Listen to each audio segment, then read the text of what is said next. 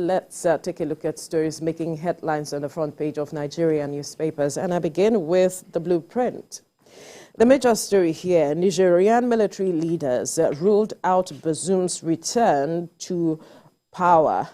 General Abdul Salami retired, speaking there. Recall that he was the envoy that went to have a conversation with the coupists in Niger. And these are some of the things he came out with. It says, we spent 3 hours discussing with leaders of the junta. Details on the front page of the blueprint. Moving now to the Nation newspaper. Tinubu servicing debt with 90% revenue unsustainable.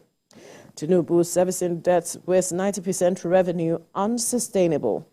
And a writer here says, good pay for judges will lift judiciary, says President.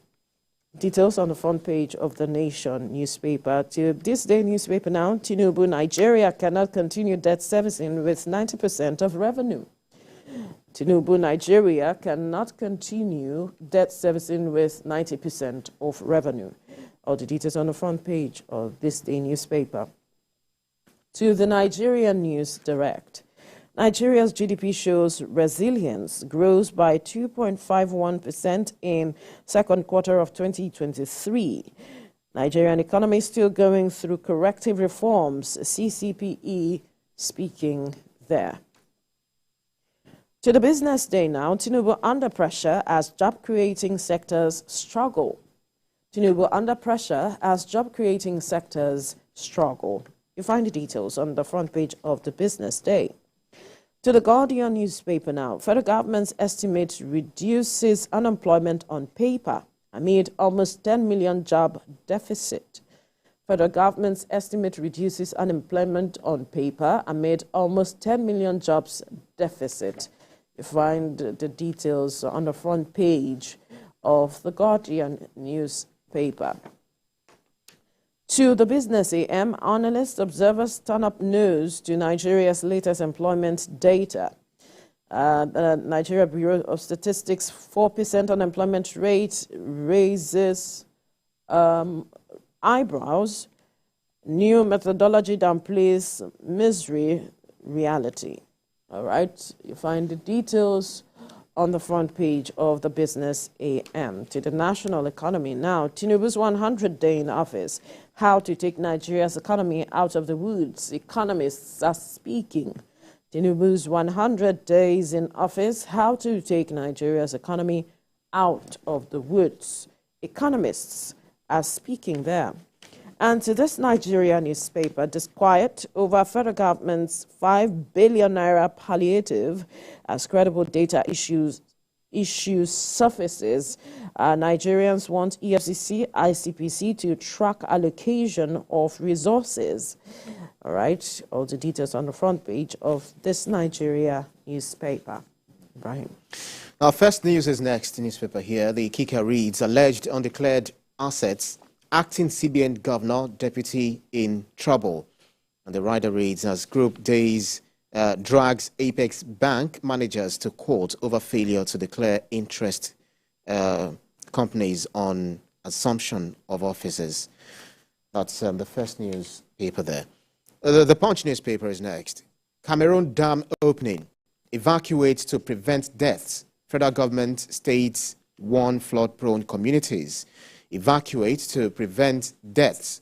Federal government states warn flood-prone communities. Nature News. Flooding looms in Nigeria as Cameroon opens Lagdo Dam. Minister urges states, local governments to mitigate disaster. And federal government to release white paper on flood control. Flooding looms in Nigeria as Cameroon opens Lagdo Dam. That's according to the Nature newspaper. Leadership newspaper is next. Disaster looms in 13 states over release of Cameroon's Lagdo Dam. We have taken proactive steps to contain flood. That's according to NEMA. Daily Trust is next. Massive flood looms in states as Cameroon plans to open dam. And the riders read Adamawa, Taraba, Kogi, Benue, Nasarawa, Plateau, others at risk. and water volume higher than last year's. That's according to the minister. And NEMA tells residents to relocate. That's the Daily Trust newspaper there. Daily Sun is next, and this is politics. Again, Atiku raises issues over Tinubu's varsity degree. That's the Daily Sun there. And very close to it is the Daily Times, Daily reporting on similar story where it says, teach us how to go to varsity without primary, secondary education. Atiku tells Tinubu. You'll read that more from the Daily Times as well as the Daily Sun. Abuja Inquirer is next. Revised public service rule. Abuja residents at risk as over 30 doctors to go. The writer reads, Medical Council to wade in. The Abuja Inquirer, reporting revised public service rule. That's the kicker. And the headline reads, Abuja residents at risk as over 30 doctors to go. Daily Independent is last but not the least. Weak reserves hamper CBN intervention in forex markets as dollar exchanges for 930 naira at the parallel markets. As weak reserves hamper CBN intervention in forex markets as dollar exchanges for 930 naira at the parallel markets. That's the Daily Independent newspaper. All right. Let's quickly touch on this story, and we look at the matter of flooding. But let's begin with the president's statement on the fact that Nigeria cannot continue debt servicing with 90% of its revenue. He was speaking at the annual NBA conference, that's the Nigeria Bar Association conference, and he was saying that Nigeria cannot continue servicing its debt with 90%. Means it's 10% that is left for the country to do all that it has to do. 90% on debt servicing, and that is why both decisions have to be taken. And if you look at the front page of this day newspaper, as well as the Nation newspaper, you find those stories there. It's quite interesting, seeing this statement come from the president, how we have serviced our debt. Recall that oftentimes when we hear that the government is, looking at borrowing, Nigerians begin to scream that, our debt profile is huge as it is. How are we going to service our debts? And now it is coming out that we have been servicing our debt with 90% of our revenue, and we cannot continue on this track. And so some of the decisions made by the president is as a result of this, so we can wake up from our slumber to addressing this matter. Now, he said it may be painful for now, but that on the long run, we are going to benefit from it at the end of the day. How Nigerians would adjust to some of these bold decisions have been a challenge. Recall that some of the issues have been, the removal of fuel subsidy, looking at the unification of Forex, or some of the decisions that the government took, and how far has this, helped, change the situation of the economy is another question that Nigerians are talking about, if we are saying that we are looking to change the narrative and make bold decisions. It's a very sad thing that, this country has been misruled, over the years, from the military incursion to up until, these recent times. And now seeing those who take over power, those who get into offices, the political will to do things is something that we've missed so far. Talk about from the Obasanjo administration, the Aradwa, the Jonathan, and now we have Buhari, and now we have the incumbent president, Bola Tinubu. So I think it is the political will to be able to do the right thing, even though it's going to be painful. The president had already said during his, the electioneering, he said that it's going to be tough. It's not going to be a smooth ride. So we need to fasten our belts and tighten our belts as well, so that we'll be able to enjoy the dividends of it at the end of the day. But if he also talked about attitude not change, that we want a better Nigeria. and you see that people are not even changing in terms of, okay, do not expect that the government does this for you, your country does this for you. What exactly are you also bringing to the table? So if we've been borrowing, going at borrowing with our begging bowls to international organizations, going to other countries like the China, the IMF, etc., and we see that what we are using from of our own revenue generated is 90%, and then is a DMO saying that we are likely to be servicing our debts with 100%. And if we get to 100%, then what is left for the development of to develop infrastructure, to also pay salaries, to also settle some other internal issues, to also ensure that security is top notch. To address every sector. So it's really going to be a rough ride. Tax generation is another thing, one way to also generate money. So we can be generating a lot of money.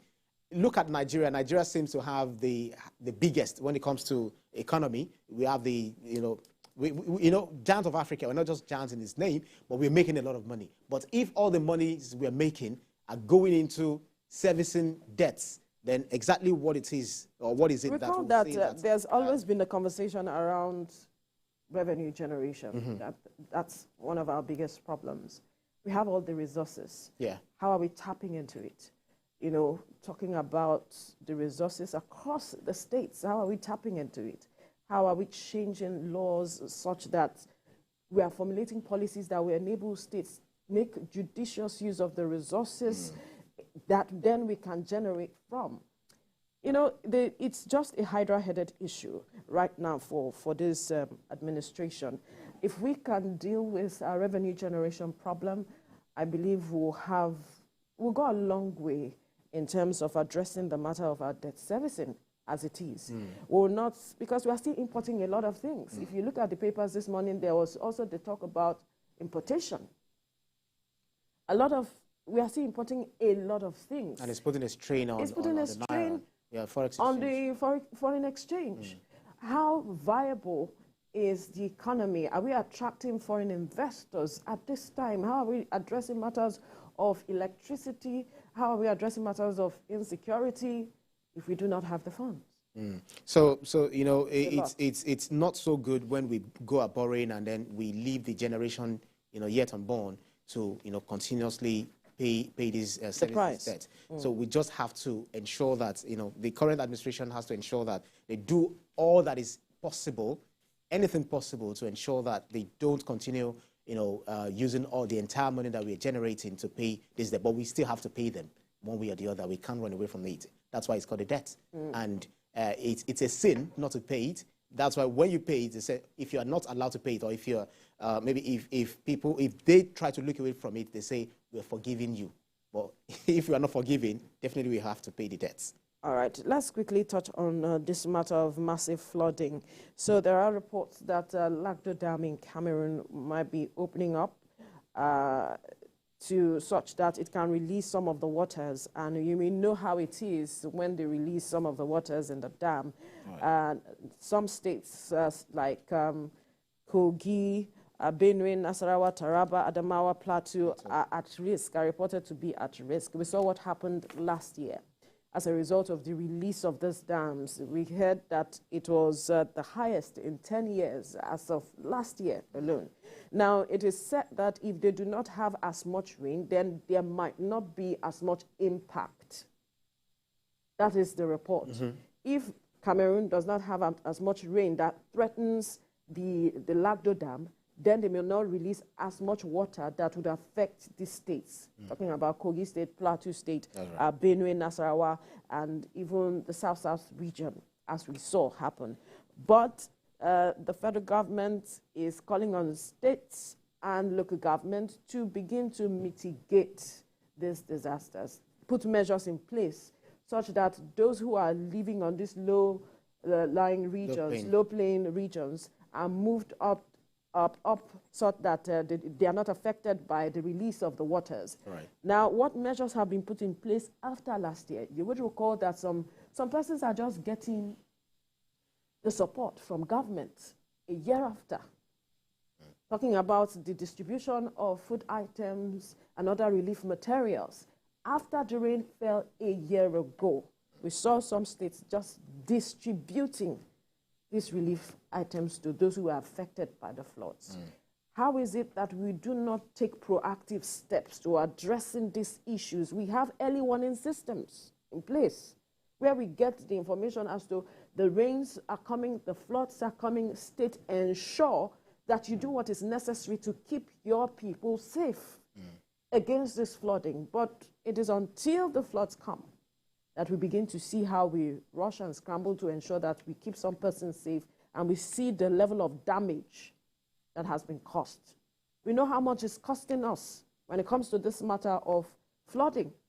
There has been talks about having, holding dams to take on these waters such that we can use them for irrigation along the line. But we are not seeing much of that coming out from the federal government and even states. Well, the Lagdo Dam built in, sometime 1977 to 1982, has got a capacity of about 7.7 billion, cubic, volume that it can actually take. But, recently, it has reduced to 1.6, billion cubic meters. So if it can't take that much, just like you said, and rain, begins to fall, it's also going to increase that. So there is no way they can hold on to it because it's also meant to generate their own electricity. In 2019, there was no warning before they released it, and that really caused a lot of problems But now that we know, regular updates should be there, by NEMA, and what they need to do to mitigate the impact of this flood. For instance, identify where the IDP camps are and being able to move them away, to temporary shelter, and how to also take care of their needs. And also people living around there, they should also be moved away. Because, we can't have Adamawa, Taraba, Benue, Kogi, Plateau, just like you also mentioned, being affected, by this, by the release of the flood, the dam, from release of water rather from the dam. They don't have another dam to contain it, to use it for our own benefit. There was an agreement all of this years ago that there should be a holding dam for the waters, to collect the waters, but that did not see the light of day. Unfortunately, last year we saw how the floodings took farmlands, and the matter of food security has been a challenge. Aside the security issues where farmers cannot go to farms, we saw how flood also damaged farms. And so we need to now begin to take proactive steps to addressing this matter of It's not flooding. going to be left to government alone. We also need to play our own part by not blocking drainages, throwing, littering the drainages, indiscriminately, and all of that. We have to leave this conversation here